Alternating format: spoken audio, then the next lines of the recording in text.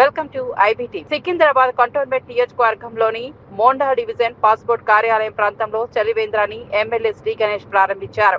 Congress party నాయకురాలు వైష్ణవి యాదవ్ ఆధ్వర్యంలో ఏర్పాటు చేసిన ఈ చలివేంద్రాన్ని గురువారం ముఖ్య అతిథిగా హాజరై ప్రారంభించారు. ఈ సందర్భంగా ఎమ్మెల్యే మాట్లాడుతూ వేసవి కాలంలో బాటసారులు ప్రయాణికులకు చలివేంద్రాలు ఎంతో ఉపయోగకరంగా ఉంటాయని చెప్పారు.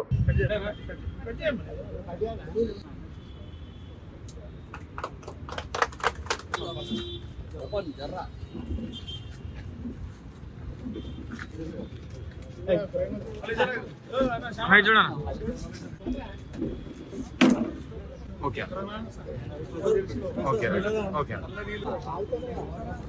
చూడండి.